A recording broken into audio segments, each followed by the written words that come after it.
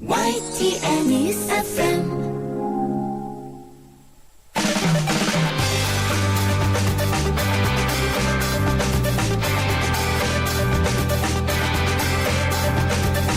전원책의 출발 새 아침. 여러분 안녕하십니까. 출발 새 아침의 전원책 변호사입니다. 전세 대란 오래된 문제입니다. 집값보다 비싼 전세값이 있는 데다가 전세값과 은행 대출을 합하면 집값을 넘는 이른바 깡통 전세가 20만 가구라고 합니다.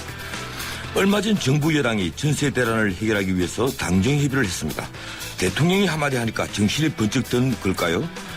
거기서 나온 얘기가 다주택자 양도세 중과 폐지, 취득세 인하, 분양가 상한가 폐지, 전월세 상한제 등 뻔한 것들입니다. 그런데 여야가 이걸 두고 또 논쟁 중입니다.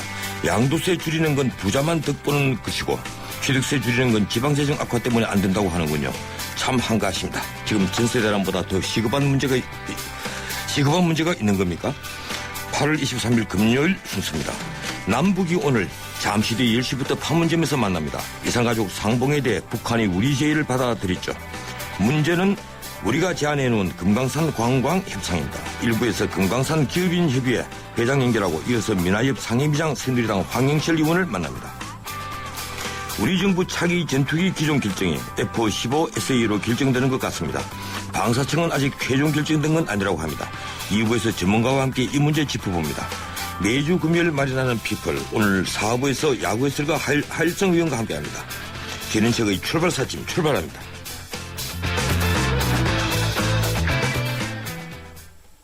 잠시 후 휴게소입니다. 햄버거 사줘. 차에서 먹을래. 감자튀김 냄새, 햄버거 냄새. 아우, 차 안의 냄새는 어떡하지? 페브리즈 차량용을 써보세요. 페브리즈 차량용? 송풍구에 꽂으면 나쁜 냄새를 싹. 상쾌해. 자동차 냄새엔 페브리즈. 차량용. 지금도 어딘가에선 피로가 소리 없이 쌓이고 있습니다. 따뜻한 햇살이 구석구석 쌓인 눈을 녹이듯 우리 모두의 피로가 녹을 때까지 바카스가 응원합니다. 풀려라 5천만 풀려라 피로. 대한민국 피로회복제 바카스. 발빠른 뉴스, 진실보도의 자존심, 전원책의 출발 새아침. 뉴스 헤드라인. 주요 뉴스 살펴드립니다. 뉴스 헤드라인 시사평론가 이종훈 박사와 함께합니다. 안녕하세요. 네, 안녕하세요. 오늘 이산가족 상봉 오전 10시 실무회담 열리죠? 네, 그렇습니다. 그 사이에 금강산이냐 판문점이냐 놓고 남북한이 기싸움을 좀 벌이기도 했었는데요. 어제 북측이 전격적으로 판문점 안 수용을 해서 오늘 열리는 겁니다. 판문점 우리 측 평화의 집에서 열리고요. 오늘 접촉에서 역시 가장 큰 쟁점은 장소가 되지 않을까 이렇게 여겨집니다. 예. 북측은 금강산에서 하자 이렇게 얘기를 할 것 같고 우리 측은 평양, 서울 오가면서 하자 이렇게 제안할 것으로 알려지고 있습니다. 그런데 좀 시간이 걸리지 않겠습니까? 그래서 이 추석 이후 4달 말 정도 이루어질 가능성이 지금 현재로서는 높다. 뭐 이런 얘기고요. 이런 속에서 북한이 어제 그 판문점 실무 접촉을 수용을 하면서 금강산 관광은 빨리 재개했으면 좋겠다. 8월 말 9월 초 금강산에서 회담을 개최하기를 희망한다. 이렇게 또 역제의를 해왔습니다. 우리 정부가 다음 달 25일 개최하자고 한 건데 조금 더 앞당기자 이렇게 촉구를 한 거죠. 예, 그렇군요. 이 남북한 관계가 이렇게 호전이 되고 있는데 이 여야 관계는 더 냉각하는 분위기죠? 네, 그렇습니다. 국가정보원 댓글 사건 국정조사가 오늘 마무리가 되긴 합니다. 그런데 결과 보고서 채택도 지금 불투명한 그런 그 상황이고요. 예. 어제 그 야당 국정조사 특위위원들이 청와대 공개 서한을 전달을 했는데 거기서 지금 3.15 부정선거 관련 부분이 지금 논란이 되고 있습니다. 어제 전달한 공개 사안에도 바뀌지 않고 그대로 적어놓은 겁니까? 네, 그렇죠. 예. 그런 것 때문에 지금 약간 청와대 쪽에서도 좀 불편해하는 기색이 좀 역력하다 그러고요. 예. 이런 속에서 민주당 의원총회가 열렸는데 강경 기류가 주류를 이뤘습니다. 원내 병행 투쟁 방침 재확인하긴 했는데 장외 투쟁을 더 강화하는 그런 쪽으로 움직여갈 그런 조짐이 보이고요. 그래서 다음 주 정도에 여야 대표하고 박근혜 대통령 회동으로 뭔가 좀 전환점이 마련되지 않으면 이 대치 국면이 장기화될 수도 있다 이런 관측이 나오고 있습니다. 예, 그러니까 민주당은 주중 국회, 주말 광장 이걸 계속 유지할 모양이군요. 네. 예. 일본 후쿠시마의 원전 방사능 오염수가 500만 톤이 유출됐다고 해서 국제사회가 우려가 높아지고 있는데 네. 지금 일본산 수산물을 둘러싼 논란이 우리도 거세지고 있죠? 네, 그렇습니다. 우선 그 일본산 수산물 그 수입량이 후쿠시마 사고 일어난 그 해 2011년에 비해서 좀 한동안 줄었다가 최근에 다시 증가 추세로 돌아서고 있다 그럽니다. 예. 2011년에 4466톤 정도 수입이 됐었는데요. 올해 7월 말까지 수입량이 15,207톤. 그래서 올해 말까지 수입량이 지난해 수준, 그러니까 2만여 톤보다 오히려 좀 증가할 것으로 이렇게 보인다. 이런 지금 관측이 나오고 있습니다. 이런 속에서 이 식품의약품안전처가 기준치 이내에 방사성 물질이 검출된 경우 농산물은 반송을 시키는데 예. 그 반면에 수산물은 그냥 통관을 허용을 한다 그럽니다. 그래서 이중잣대를 적용해 온 것으로 알려져서 지금 논란이 지금 거세지고 있습니다. 그 이유가 뭡니까? 통관해 주는 이유가요? 수산물의 경우에는 이 유통 기간이 짧을 수밖에 없잖아요. 예. 그렇기 때문에 이럴 경우에 업체들한테 조금 불이익이 많이 갈 수 있다. 이런 판단을 내렸다 그럽니다. 예. 여기에 대해서 지금 소비자들이 상당히 지금 불만을 지금 토로하고 있는 상황이고요. 지금 식약처가 후쿠시마를 비롯한 8개 현의 수산물 수입을 금지하고는 있습니다. 그런데 요즘에 다른 지역 수산물에서도 방사능 물질 검출 사례가 좀 늘어나고 있거든요. 그렇기 때문에 대처가 좀 필요하다. 이런 지적이 좀 나오고 있습니다. 예, 외교부는 후쿠시마 원전 오염수 유출에 대해서 적극 대처하겠다 이런 말을 해오고 있죠. 네, 어제 그 내용을 밝히긴 했습니다. 어제 그 후쿠시마 원전 오염수 유출 관련 조치 동향이라고 하는 자료를 배포를 했는데 여기에서 모든 관계부처와 긴밀히 협의해서 후쿠시마 원전 오염수 유출 사태에 적극 대처하겠다. 또 일본 외무성에 지난 14일에 오염수 유출 현황 또 일본 측 대응 조치에 관한 추가 정보도 요청했다. 이렇게 지금 공개를 했는데요. 이게 좀 늑장 대처 아니냐. 이 논란이 예. 벌써 일기 시작한 게. 우리 방송에서 다룬 것만 하더라도 2주 전입니다. 네. 이게 좀 그런 얘기가 벌써 나오고 있는 거죠. 예, 그렇군요. 근데 우리나라 원전 또 비리 문제로 시끄러운데 이 원전 비리 수사단이 박영준 전 차관이 금품 수수 정황을 포착했다면서요. 네. 이 박영중 전 차관, 왕차관으로 알려져 있죠. 예. 이 대검찰청 중앙수사부의 파이시티 인허가 비리 수사 당시 구속 기소가 됐고 서울중앙지검 민간인 불법 사찰 수사로 또 추가 기소가 돼서 지금 그 실형 선고받고 서울구치소에 수감되어 있는 상태인데요. 지금 그 원전비리 수사단이 그 한나라당 부대변인 지낸 이윤영 씨에게서 박 전 차관에게 한국정수공업의 로비 자금을 현금으로 전달했다. 이런 진술을 확보를 했다는 겁니다.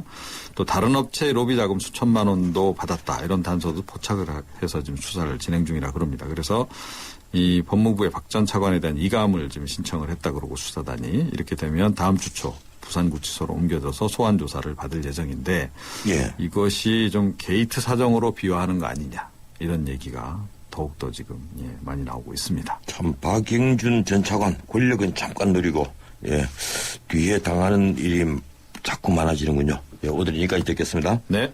지금까지 뉴스 헤드라인 시사평론가 이종훈 박사였습니다.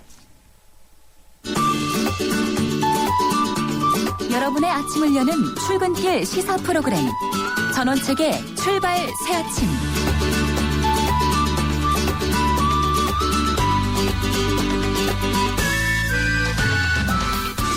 앞서 뉴스 브리핑에서 전해드린 것처럼 이산가족 상봉을 위한 남북 당국 간 실무 접촉이 오늘 오전 10시 판문점 평화집에서 열립니다. 남북은 지난 16일 우리 정부가 제의한 이산가족 상봉을 위한 판문점 실무 접촉을 두고 장소 문제로 기싸움을 벌여왔습니다. 이산가족 상봉과 금강산 문제를 함께 연계하는 차원에서 금강산에서 실무 접촉을 열어야 한다는 북측과 분리 대응 원칙으로 판문점에서 열어야 한다는 우리 정부의 입장이 부딪혔던 건데요. 어제 북측이 판문점 제안을 받아들이면서 이산가족 상봉 논의는 급물살을 탈 것으로 보입니다. 문제는 금강산 관광입니다. 사업을 재개하기까지는 북측의 사과와 재발 방지 약속 등 반드시 해결해야 할 문제가 있기 때문입니다. 그런데 오늘은 금강산 관광에 투자한 기업인 모임인 금강산 기업인협의회가 정부의 금강산 관광 재개와 기업의 생계 지원을 촉구하는 집회를 열 것으로 알려졌습니다. 기업협의회 최유식 회장 연결해서 그 내용을 확인합니다. 안녕하세요, 최 회장님. 안녕하십니까. 예, 회장님은 금강산에서 무슨 사업을 하셨습니까? 저는 그 북측 인력을 고용해가지고 용역 사업하고 세탁 공장을 운영하고 있습니다. 예. 그 세탁 공장을 몇 년 동안 문을 닫고 있었으니까 정말 그 갑갑하시겠습니다. 그렇습니다. 5년 2개월 닫다 보니까 예. 모두 이제 그 다 썩어버렸죠. 예. 지금 기업회비에 소속된 기업들은 모두 몇 개 정도 됩니까? 현대아산을 제외하고 예. 옵저버가 6개가 있고요. 예. 기타 이제가 43개. 그래서 우리 기업인이 49개 업체로 형성되어 있습니다. 예. 그 오늘 정부조합청사에서 금강산 관광 재개를 촉구하는 집회를 갖는다고 하던데 몇 시에 하십니까? 예, 그렇습니다. 그 11시 반부터 예. 1시 반까지 2시간 예. 통일부 그러니까 정부 종합청사 후문에서 금강산을 비롯한 그 남북 경협자들 그러니까 개성을 제외한 평양 내륙 나머지 전체 그 남북 경협자들이 모여서 예. 정부에 호소할 걸기 대회를 계획했습니다. 예, 그럼 금강산에 들어간 기업 49개 말고 또 다른 분들도 참가하는군요. 그렇습니다. 예. 그 지난 5년 동안 사업이 중단되는데 우리 49개 기업들 그 어려움들 매우 크겠습니다. 대충 피해가 어느 정도 됩니까? 피해는 집계가 1,700억 투자고요. 예. 매출 손실은 5,100억으로 예. 어제 그 보도됐습니다마는 소형 업체들이 약 105억 평균 105억 정도의 매출 손실이 나오고 있습니다. 예, 그러니까 전체 매출 손실이 5,180억 정도인데 업체당 한 105억 정도의 손해를 보고 있다. 이런 말씀이군요. 예, 그렇습니다. 예, 지난 5년간 혹시 사업을 접은 기업들이 있습니까?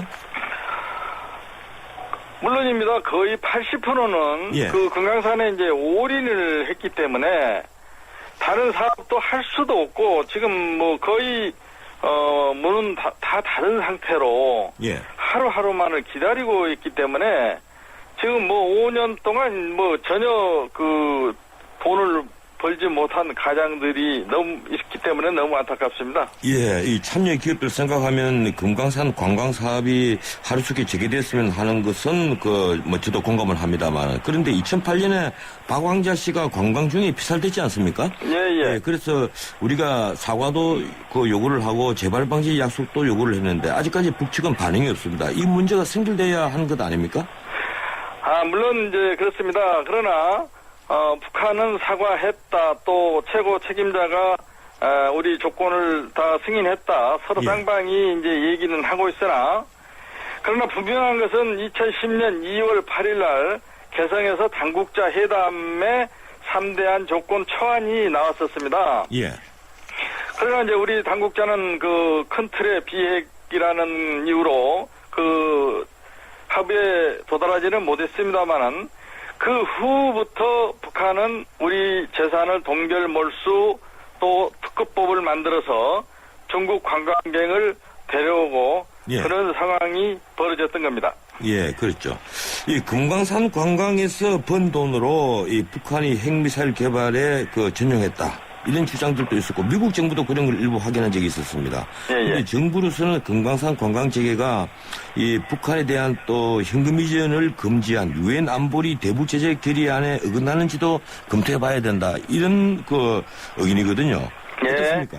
예, 핵이나 미사일로 자금이 들어갔다는 것은 100% 동의할 수가 없습니다. 왜냐하면 금강산은 우리 50여 개의 업체가 관광객이 소모하는 모든 경비 돈들을 다시 우리 남쪽으로 가지고 내려옵니다. 예.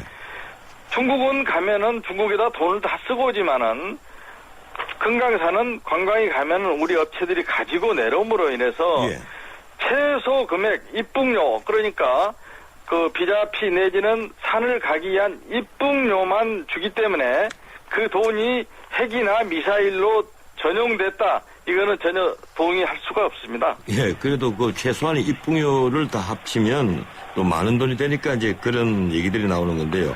예, 문제는 이 금강산 관광 재개로 이건 개성공단처럼 또 다른 문제가 돼서 이 쉽게 타결되지를 않고 이 재발 방지 문제로 또 많은 시간을 끌 것 같습니다. 이 현 상황에서 우리 정부에게 하시고 싶은 말씀 있으면 좀 한 말씀 하시죠. 예, 저희는 바로 회담만 되면은 관광 재개 성사가 되리라고 봅니다. 통일부 장관께서도 그제 말씀했습니다만 문제가 없다고 했습니다.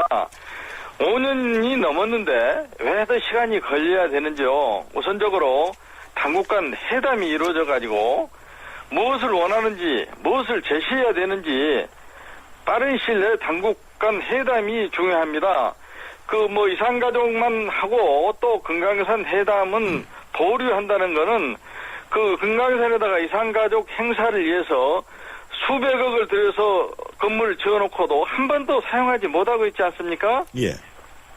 그래서 이산가족 행사와 금강산 관광 재개 회담은 빨리 이루어졌으면 좋겠습니다. 예, 만약에 이런 기업들이 요구가 받아들이지 않는다면 이번에 오늘 굴기대를 합니다만은 앞으로 어떻게 대응하실 겁니까? 우리는 대한민국의 국민입니다. 국가의 정책에 따라야 됩니다. 예, 그렇죠. 지금까지도 그래왔고요. 그러나 후속책이 따르지 못해가지고 저희는 분노를 하고 있습니다. 5년 2개월 중단 조치가 이루어졌는데 지원은 아주 묵묵부담입니다. 그래서 생계비가 없어서 생계비 유지 차원의 지원을 계속 바라고 있습니다. 예. 힘이 없습니다.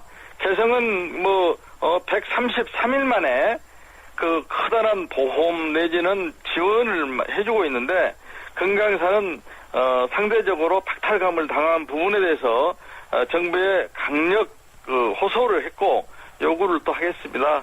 예, 저희들이 후원하겠습니다. 예, 용기 내십시오. 고맙습니다. 감사합니다. 예, 지금까지 금강산 기업협의회 최유식 회장이었습니다. 예, 앞서 금강산 기업협의회 최유식 회장 잠시 얘기 나눠봤습니다만 남북 화해의 상징이라고 하는 개성공단부터 이산가족 상봉, 여기에 금강산 사업 문제까지 남북 간에 풀어야 할 과제는 참으로 복잡합니다. 오늘 이산가족 상봉을 위한 남북 당북 간 실무 접촉은 그래서 더 중요한 문제인데요. 어떤 해법이 필요할까요? 이번에는 민족화해협력 범국민협의회 민화협의라고 하죠. 상임부장을 맡고 있는 새누리당 황영철 의원 연결합니다. 안녕하세요, 황 의원님. 예, 안녕하세요, 황영철입니다. 예, 북측이 며칠 동안 고민을 하더니 우리 정부 제안을 결국 받아들였습니다. 어떻게 보셨습니까? 네. 최근에 이제 북측이 이 남북 대화에 대한 입장이 많이 변화가 있었다는 것을 일치하는 것 같습니다. 예. 중요한 것은 이제 개성공단뿐만이 아니라 또 이산가족 상봉은 이제 중간에 하나의 모멘텀이라고 보면 될 것 같고요. 그리고 금강산 관광 재개 등을 통해서 북한 경제 개발의 여러 가지 변화와 이익을 취하려고 하는 그런 실질적인 실리를 챙기려 하는 그런 움직임들이 북한 내부에 상당히 조성되어 있다고 생각하고요. 이제 그런 차원에서 이번 정부 당국 간의 대화는 계속 유지되어야 된다라는 그런 입장을 가지고 있는 것 같습니다. 예, 우리 정부는 이 남북 문제에 대해서 특히 금강산 관광과 이산가족 상봉 이건 분리 처리를 하겠다. 분리 대응하겠다 이런 입장입니다. 예, 기원의 기식으로 처리하지 않겠다는 거죠. 반면 네네. 민주당 박지원 의원 같은 분은 우리 정부가 좀 통 크게 양보하는 모습을 보여주면 좋지 않겠느냐 이런 말씀을 하거든요. 우리 황 의원님께서는 우리 정부의 분리 대응에 대해서 어떤 입장이십니까? 저는 분리 대응은 현실적으로 불가피하다 이렇게 생각합니다. 예. 왜냐하면 이산가족 상봉 문제와 금강산 관광 문제는 완전히 다른 문제로 접근할 수밖에 없거든요. 그리고 금강산 관광을 재개하기 위해서는 금강산 관광이 중단될 수밖에 없었던 우리 국민의 피살의 문제 등 신변 안전과 관련된 문제 등 또 중요한 문제들이 있습니다. 예. 이산가족 상봉은 이제 며칠 당일별로 짧게 며칠간의 이제 만남으로 오고 또 거기에는 그거 안전장치를 할 수 있는 안전장치를 보장할 수밖에 없는 여러 가지 사항들이 있지만 금강산 관광 문제는 그렇지 않거든요. 그렇기 때문에 이 문제는 분리해서 진행할 수밖에 없고요. 또한 북한 입장에서는 궁극적으로 금강산 관광을 재개하려고 할 텐데 이것을 만약에 재개하는 과정에 있어서 여타의 남과 북에 있었던 여러 가지 걸림돌이 되고 있는 문제들도 포괄적으로 논의할 필요는 분명히 있다고 생각합니다. 다만 이제 박지원 의원님께서 통 크게 양보하는 모습을 보여라 하는 그런 말씀은 어떤 구체적인 사안이기보다는 지금 이렇게 조성되고 있는 남북 대화의 분위기를 정부가 좀 잘 이끌어가는 쪽으로 했으면 좋겠다. 뭐 혹여나 또 대화 과정 중에 너무 강한 원칙 때문에 대화 분위기가 중단되거나 이러지 않았으면 하는 그런 바람이라고 봐야 될 것 같습니다. 예, 그렇군요. 네. 이 우리 정부가 금강산 이 관광 재개 실무회담을 9월 25일 금강산에서 열자 이렇게 제의를 했는데 북측이 지금 25일이 너무 늦는 것 아니냐. 8월 말이나 9월 초에 금강산에서 빨리 갖자 이렇게 수정 제안을 해봤습니다. 우리 황 의원님 이 시점에 대해서는 어떻게 보십니까? 저는 회담의 시점은 가능한 빠르면 빠르게 하는 게 좋다고 생각합니다. 예. 이 일을 만들어내기 위해서라면, 뭐, 우리 정부가, 날짜를 늦춘다거나, 또 미온적으로 대항하는 그런, 모습을 보여서는 좀 안 될 거라고 생각하고요. 예. 그래서 가능하면, 빨리빨리, 이런 것들을 실질적으로, 이루어질 수 있게 회담을 진행하는 것은 좋다고 보고요. 그런 측면에서도 정부도 좀 더 회담에 뭐 날짜라든가 이런 문제에 있어서는 좀 더 적극적으로 응해주는 것이 좋지 않겠는가 이렇게 보고 있습니다. 예, 박 대통령 광복절 그 기념사 알고 계시죠? 경축사요. 네네. 예, 거기에 그 개성공단 그 합의 문제 그리고 이산가족 상봉 비무장지대 평화공원 조성하는 문제 이건 다 언급이 됐는데 유독 빠진 게 금강산 관광입니다. 예, 그래서 윤석열 통일부 장관 또 그 금강산 관광이 남북 관계에 그렇게 큰 비중이 아니라는 그 시사를 좀 했는데 이 우리 정부가 금강산 관광 재개에 좀 소극적이 아니냐. 그래서 이런 평가가 나오고 있는데요. 어떻게 보십니까? 뭐 분명히 말씀드리면 여타의 그 남북 관계와 관련된 사안들 중에서 금강산 관광 문제가 우리 측 입장에서는 적극적으로 해결을 해야 된다라고 보는 사안들 중에서는 조금 후순위로 밀릴 수밖에 없죠. 예. 네? 우리에게 남과 북의 이득의 차원에서 봤을 때도 그렇고요. 그렇긴 하지만 그렇다고 해서 금강산 관광 문제를 뭐 아주 소극적으로 부정적으로 보는 게 아니고 이미 남북 실무회담, 뭐 장관급 회담 뭐 제안을 할 때도 이게 금강산 문제는 관광 문제, 재개 문제는 분명한 의제로 설정되어 있었기 때문에 정도에서는 물론 그럴 수 있지만 소극적이거나 부정적이라고 딱 그렇게 단절적으로 얘기하기는 좀 어렵다고 보고요. 예. 그리고 이 금강산 관광 재개 문제는 대통령께서 말씀하신 비무장지대 세계평화공원 조성 문제와 깊은 연관성이 있다고 저는 보고 있습니다. 그런 측면에서 우리 정부가 이 대통령의 이 제안을 금강산 관광 재개 문제와 어떻게 연결고리를 갖고 풀어나갈 것이냐 이런 부분들에 대해서 심도 있는 논의가 이루어지고 있는 사항 아니겠느냐 이렇게 보면 좋을 것 같습니다. 예, 우리 황 의원님께서 강원도가 지역구시잖아요. 네, 강원도 홍천 행성이 지역구입니다. 예, 그 강원도 홍천이신데 이 강원도 주민들이 금강산 관광 재개를 많이 기다리는 편이죠? 당연합니다. 우리 이 금강산 관광을 이제 하게 되면 뭐 저희 지역은 아닙니다만 강원도의 속초, 고성 쪽은 금강산 관광과 매우 밀접한 이 사업들을 지역 주민들이 하고 계셨거든요. 예. 그러다가 현재로서는 이것이 중단되고 나서 이분들이 관광객을 상대로 했던 식당이라든가 뭐 상품점이라든가 이런 등등의 이런 사업장들이 다 폐쇄가 되고 폐허처럼 보이는 것도 실질적으로 있습니다. 그렇기 때문에 우리 강원도 전체로 봤을 때는 금강산 재개 문제는 또 정부 차원에서의 생각보다도 더욱더 적극적이고 생존의 문제가 있기 때문에 절박하죠. 그렇기 때문에 반드시 좀 재개됐으면 하는 바람이 크게 좀 있습니다. 예, 그런데 우리 정부 입장에서 보면 아시겠지만 이 천안함 푹심 위에 나온 그 5.24 조치 이것부터 해제를 해야 되는 그런 문제가 있고 또 우리가 북한에 요구를 한 박광자 씨 비사 사건에 대해서 사과 그리고 재발 방지 약속 이것이 있어야 되는데 북측이 지금 반응이 없습니다. 그 점에 있어서는요. 어떤 입장이십니까, 황 의원님께서는? 저는 당연히 그 부분은 선결 조치가 있어야 된다고 보고요. 물론 이제 개성공단 문제에 있어서도 여러 가지 우리가 기본 원칙을 가지고 실무 회담에 응하지 않았습니까? 그래서 저희 북측에서 그 재발 방지에 대한 확고한 입장을 정리했기 때문에 재개가 될 수 있었고요. 저도 이 부분에 대해서는 우리 국민의 신변 안정 그리고 피살당한 사례가 있기 때문에 매우 중요하게 북쪽으로부터 다짐을 좀 받아야 할 부분이고요.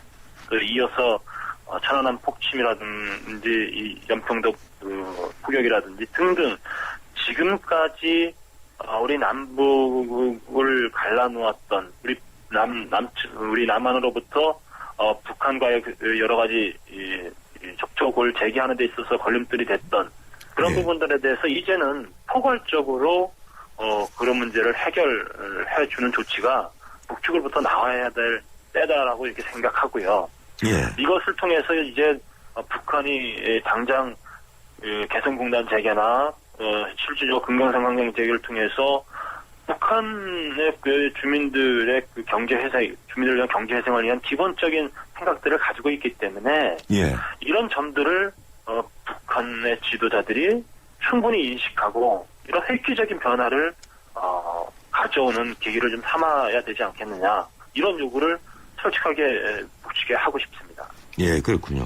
이 금강산 관광 문제, 참 남북 화해 협력의 상징이지만 그동안에 이거에 금강산에 그 지급되는 돈들, 특히 우리 뭐 세금도 많이 들어가고 있습니다. 그렇습니다. 예, 그런데 북한의 그 돈줄로 그 바라보는 시각도 많거든요. 특히 뭐 미국만 하더라도 그 2006년도 부시 정부에서 이 북한 문제를 담당했던 크리스토퍼 힐 국무부 차관보는 개성공단 사업은 북한 계획 측면에서 이해를 하지만 금강산 관광 사업 이건 그만큼 이해를 하지 못하겠다. 이제 이런 얘기를 했는데 그 배경에는 그렇게 지급되는 현금들이 북한의 핵과 미사일 개발에 전용되는 결과가 아니냐 아마 이런 의구심이 있는 것 같습니다. 예. 지금 그 문제는 어떻게 보십니까? 금강산 관광이 이제 북한의 달러박스라는 것은 뭐 분명한 사실이고요. 이 북한에 유입된 이 달러들을 어떻게 사용하느냐의 문제는 북한 정권의 문제라고 저는 생각합니다. 예, 물론 그렇죠. 그런데 그래서 우리가 낸 세금이 그렇게 전용된다 그런 생각을 하면 또 편한 마음은 아니거든요. 당연합니다. 그래서 이번에 이제 이런 부분들에 대해서 우리 쪽에서도 상당 부분 고민을 할 수밖에 없죠. 그러나 금강산 관광이 재개되면은 당연히 뭐 북한 측에 달러가 제공되는 것은 뭐 불가피한 거고요. 다만 이번에는 북측이 이런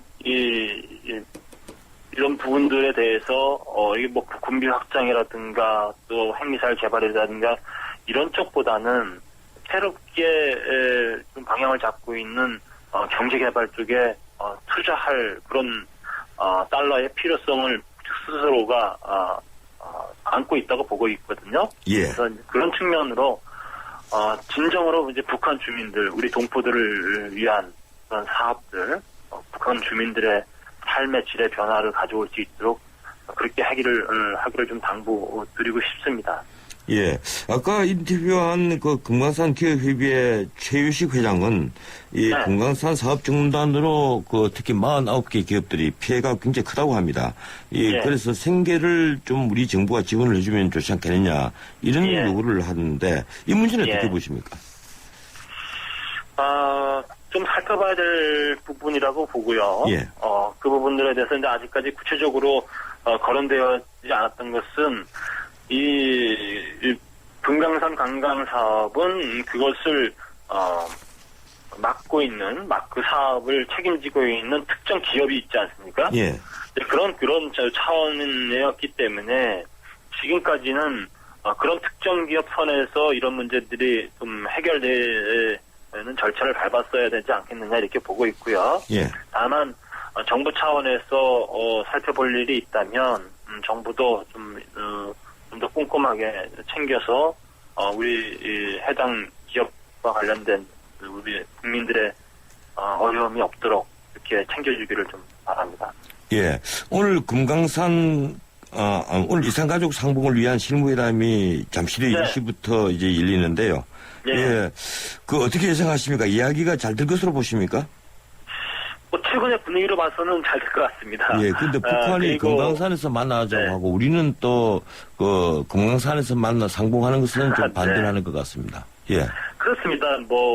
오늘 일단 북측에서는 최근에 우리 북측에서 제안한 접촉에 대해서 남측이 수정 제의를 했을 때 그 부분들을 많이 수용하는 분위기로 갔거든요. 예. 그러니까 이제 대화를 계속 좀 이어나가겠다라는 그런 입장은 확고하게 좀 가지고 있다라고 이해하면 좋을 것 같고요. 예. 근데 이럴 때 좀 더 확실하게 북측을 우리가 원하는 대화의 방향, 또 개방의 방향 쪽으로 이끌어내기 위한 많은 심도 있는 노력이 좀 있어야 될 것 같고요.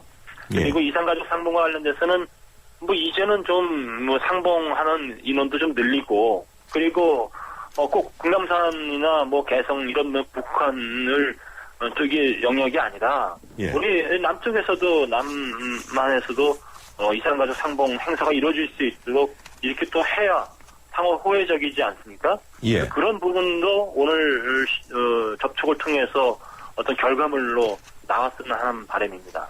예, 고맙습니다. 오늘은 시간상 예. 여기까지만 듣겠습니다. 네네, 감사합니다. 예, 지금까지 민족화해협력 범구민협의회 상임부장을 맡고 있는 새누리당 황영실 의원이었습니다. 지휘자 금난사입니다.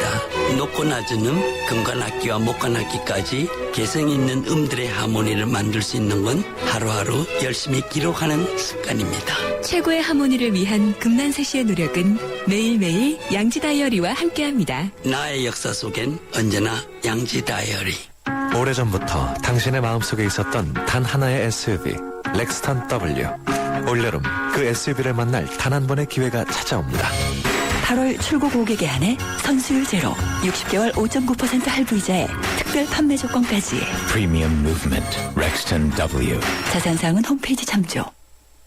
출발사침 1부였습니다. 잠시 뒤 2부 이어갑니다. 상상 그 이상의 글로벌 투자의 신화가 시작됩니다. 세계를 놀라게 한 대한민국의 성장 신화, 인천이 다시 씁니다. 삼성, LG, 신세계 등 글로벌 기업 대규모 유치, 투자 유치 금액 16조 원으로 전국 1위에 빛나는 투자 실적, 일자리 15만 개 창출로 전국 고용률 1위, 올림픽 100배 경제 효과의 GCF 유치로 국제도시 도약, 이제 인천이 세계 제1의 투자 도시로 우뚝 섰습니다. 더 뛰겠습니다. 더 땀 흘리겠습니다. 대한민국 대표 브랜드 인천이 대한민국의 심장이 되어 뛰겠습니다. 이 캠페인은 대한민국의 심장, 경제수도 인천광역시와 함께합니다. YTN FM 캠페인. 선배노 안녕하세요. 저는 한국생활 13년차 몽골아줌마 장당호입니다. 알았어요. 아이고, 제가 지금 하는 말은 한국어가 아닙니다. 알았어요는 몽골어로 치아를 뜻하고요. 아이고라는 단어는 전말이라는 몽골어입니다. 똑같은 발음 때문에 놀라셨죠? 이처럼 많은 공통점에도 불구하고 다문화 가정을 바라보는 차가운 시선은 여전하기만 합니다. 여러분, 피부색이 달라도 우리말이 서툴러도 따뜻한 시선으로 마음의 간격을 좀 좁혀보는 건 어떨까요? 이 캠페인은 글로벌 뉴스 리더 연합뉴스와 함께합니다.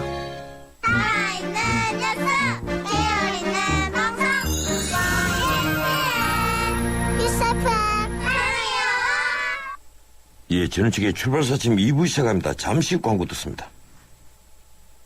옥반식품 홈페이지에는 고객님이 남겨주신 2만 5천여 개의 글이 있습니다.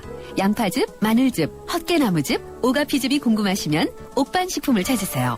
옥반식품은 제품 제조 과정을 홈페이지에서 생중계합니다. 검색창에 옥반식품, 문의전화 1577-3150번.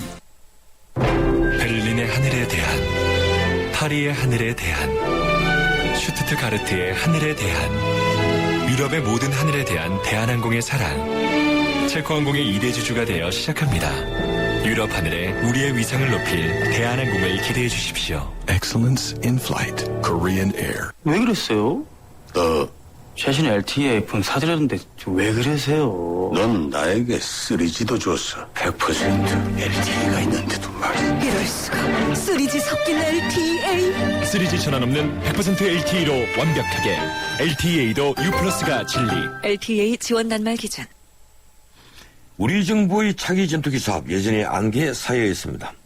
입찰 과정에서부터 선정 기준까지 그리고 선정된 기종의 적합성까지 건군일의 최대 규모의 무기 사업인데 그 규모만큼이나 논란도 큽니다. 우리 주변국은 모두 스텔스 기능이 갖춰진 전투기로 공군력이 업그레이드되고 있는데 유독 우리는 지난 50년 동안 성능 업그레이드만 하고 있는 F-15기 낡은 기종을 유력한 차기 전투기로 선정한다는 비판을 받고 있는 겁니다. 이 문제에 대해서 전문가 의견을 들어봅니다. 자주국방네트워크의 신인균 대표 전화로 연결되어 있습니다. 신 대표님 안녕하세요. 네, 안녕하십니까? 예, 향후 20-30년간 우리 국방을 책임질 차기 전투기 유력 기종으로 F-15SA가 거론되고 있습니다. 이 기종 최종 선정이 왜 논란이 되고 있는 겁니까? F-15SE는 방금 말씀을 하셨듯이 아주 오래된 기종입니다. 1966년도에 설계가 됐고요. 1972년도에 이제 전력화가 됐는데 우리 지금 40여 년이 되었죠. 그것을 우리는 6-7년 후에 사서 또 다시 45년을 쓰겠다는 겁니다. 방금 이제 20-30년이라고 하셨는데 45년을 씁니다. 예, 그렇군요. 한 2065년까지 쓰는 것이죠. 그래서 우리의 지금 아까 스텔스 말씀하셨는데 세계는 지금 스텔스라는 새로운 패러다임의 전투기 패러다임으로 지금 가고 있는데 우리는 100년 전에 설계한 것을 가지고 100년 후까지 쓰겠다. 이런 것 때문에 지금 많은 안타까움을 나타내고 있는 것이죠. 예, 세계적으로 차기 전투기 핵심은 이제 스텔스 기능이라는 건데, 예, 정부는 그런데 그간 예산이나 운용 적합성 등을 기준으로 이 차기 전투기 사업 선정을 해왔지 않습니까? 이 문제 어떻게 보십니까? 이 전투기를 구매하는 데 있어서 여러 가지 평가 요소가 있었습니다. 첫 번째는 성능이, 무기니까 성능이 좋아야 되죠. 그래서 성능이 33%, 그리고 가격이 30%, 그리고 방금 말씀한 운용 적합성, 즉 여기는 한미동맹 그리고 여러 가지 부품이 좀 잘 조달될 것인가 하는 그런 것들, 그게 이제 한 18%, 그리고 기술 이전, 이런 게 이제 한 17%에서 총 100점으로 해서 이제 나누는 것인데요. 그리고 그 가격에서도 구매 당시의 가격이 있고요. 그리고 이게 45년을 써야 되기 때문에 45년을 쓰면서 유지 비용이 또 관건입니다. 그래서 그 유지 비용이 한 15%, 이렇게 해서 30%를 구성을 하는데, 그러면 결국 지금 논란이 되고 있는 가격 문제는 15%의 어떤 그 비율을 가진 평가 요소였습니다. 그러다가 느닷없이 지난 7월에 이 가격을 전제 조건으로 결정해버렸습니다. 예, 그랬죠. 네, 이 사업은 이미 3, 4년 전부터 시작됐던 사업인데 느닷없이 결정 한 달 전에 가격이 그동안은 평가 요소 중의 15%밖에 안 되는 것이었는데 이것이 8조 3천억을 넘으면 선정을 해줄 수 없다라는 전제 조건으로 만들어버렸기 때문에, 그러나 그 전제 조건을 할 때 이미 유로파이터는 그 가격을 맞출 수 없는 그런 전투기다라는 것은 업계의 아주 공통된 의견이었고요. 또 F-35 같은 경우도 2017년이 되어서야 양산 가격이 나오기 때문에 그런 FMS라고 하는 가격이 있거든요. 확정가를 제시할 수 없는 그런 그 가격 구조임에도 불구하고 그것을 잘 알고 있는 방위사업청이 가격을 전제 조건을 해버렸으니까 그 가격을 맞출 수 있는 전투기는 F-15SE밖에 없었죠. 그러면 이미 내정이 됐던 것이 아니냐라는 의혹을 낳고 있는 것입니다. 예, 방금 말씀하신 대로 8조 3천억 얘기했을 때부터 이게 F-15SE 또 SE라고 붙여가지고 새로운 F-15인 것처럼 포장해서 또 이게 국민들을 답답하게 만드는 것 아니냐 이런 얘기들이 나왔는데, 지금 이번에 유로파이터 측은 그 항의 표시까지 했지 않습니까? 이 진실 공방을 벌이면서 이 항의를 표시했는데 선정 과정상의 공정성은 확보된 겁니까? 공정성이 있었는지 없었는지 나중에 조사를 다시 해봐야 되겠죠. 그러나 방금 말씀드렸듯이 어느 순간 8조 3천억이라는 것이 전제 조건으로 배달하는 과정에서 과연 이것이 공정하냐 또는 신뢰가 있냐라는 것은 저는 정확하게 공정하다, 신뢰성이 있다라고 이야기하지는 못하겠습니다. 왜냐하면 이 8조 3천억이라는 예산과 함께 잘 아시겠지만, 변호사님께서 잘 아시겠지만은, 정부 어떤 사업을 추진함에 있어서 가격이 20% 안에서, 또 초과 또는 미달을 하면 그것은 항목 변경을 하지 않고도 그 사업 기간 중에 변경을 할 수가 있지 않습니까? 예, 그렇게 있습니다. 그런 것들을, 염두에 두고 그동안 모든 사업을 진행해 왔었는데, 유독 이 사업만, 느닷없이 8조 3천억이다. 넘으면 안 된다라고 했는데 이 유로파이터가 최근에 국제시장에서 판매가 됐던 것이 오만, 그리고 오스트리아, 사우디아라비아 이렇게 되는데 그 전례를 봐서도 8조 3천억에 60대를 맞출 수 있는 전투기가 아니었어요, 애초에. 예, 그렇죠. 예, 그리고 F-35 같은 경우도 최근에 네덜란드라든지 일본이라든지 이런 데 판매가 됐던 가격을 보면 8조 3천억에 60대를 FMS 가격을 제시할 수 있는 기종이 아니었습니다. 예. 아님에도 불구하고 우리는 맞춰라. 안 맞추면 선정해주지 않겠다라고 한 것은 이미 안 해주겠다라는 것이 아니냐, 그런 것입니다. 예. 지금 여러 사람들이 스텔스 기능을 참 강조를 많이 합니다. 지난번에 북한이 우리 측에 협박을 계속해 왔을 때 미국의 B-2 스텔스 폭격기가 우리나라에 전개를 하지 않습니까? 네. 그래 북한이 대단히 민감하게 반응을 했는데 그만큼 이제 스텔스라크는 그것이 중요하다는 거겠죠. 스텔스 전력이요. 네. 예. 어떻습니까? 우리 신 대표님께서 스텔스기가 가지는 의미를 좀 짧게 설명해 주시죠. 자, 북한에는 아주 조밀한 방공망이 있습니다. 그 방공망이라는 것은 지대공 미사일이 북한 전역을 아주 중첩해서 2겹, 3겹으로 방어할 수 있게끔 다 이렇게 세팅이 되어 있거든요. 예. 그러면은 만약에 북한이 핵을 가지고 우리를 공격하려고 위협을 할 때 그 핵을 선제 타격해야 되지 않습니까? 예. 그러면은 그 핵을 선제 타격하기 위해서 지금 우리 공군기들이 들어가려고 하면은 그 지대공 미사일들 다 제거하고 들어가야 돼요. 예. 그러나 스텔스는 그 지대공 미사일들의 레이더가 스텔스 전투기는 보지를 못하기 때문에 제거하지 않고도 그런 엄청난 작업을 거치지 않고도 바로 우리가 마음만 먹으면 어디든지 들어가서 타격하고 돌아 나올 수 있다는 것이죠. 그렇기 때문에 특히 북한이 핵을 가졌기 때문에 이제는 우리가 스텔스를 가져야 된다는 것은 이거는 소명이라고 저는 생각을 합니다. 예, F-15 SE에도 일부 스텔스 기능이 첨가된다는 것도 아니겠습니까?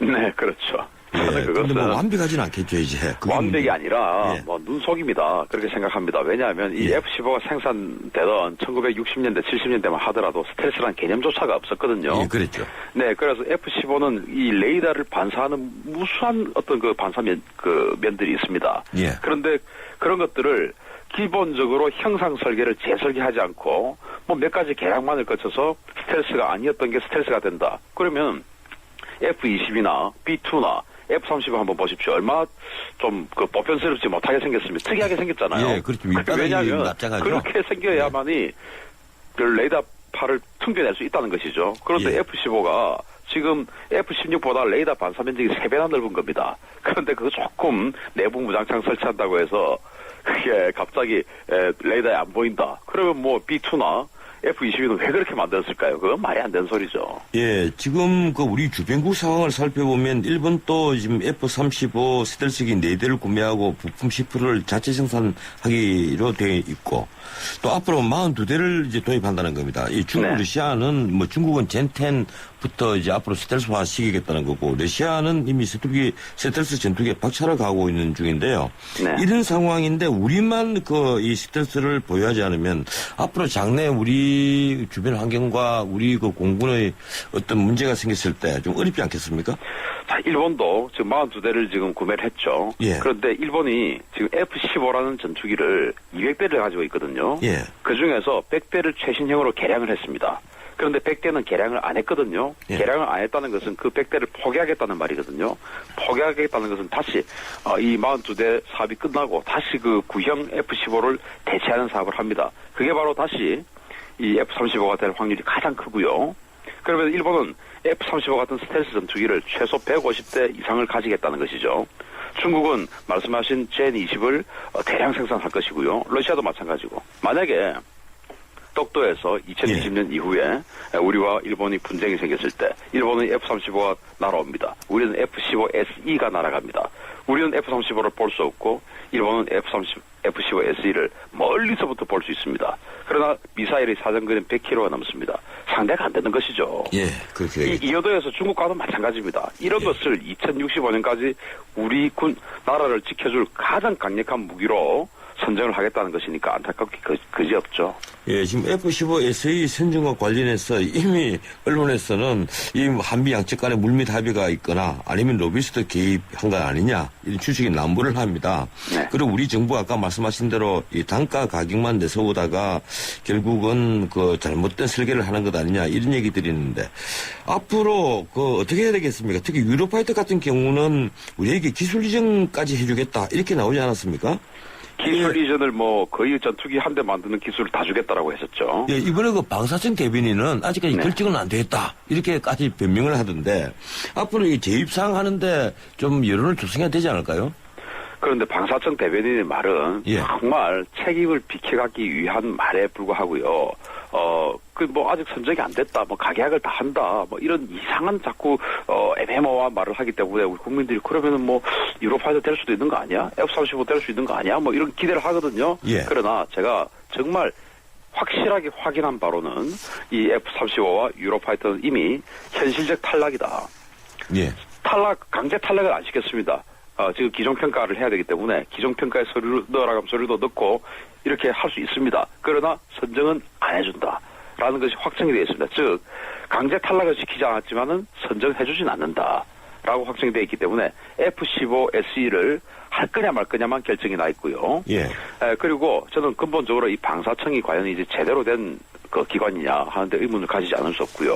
예. 오직 투명성만 따지다가 국가 안보는 어디로 가고 없는 것이죠. 이 방사청의 설립 목적은 우리 안보를 잘 지켜줄 가장 좋은 무기를 가장 좋은 조건에 투명하게 구입해주는 그런 기관으로서 2006년도에 만들었는데 예.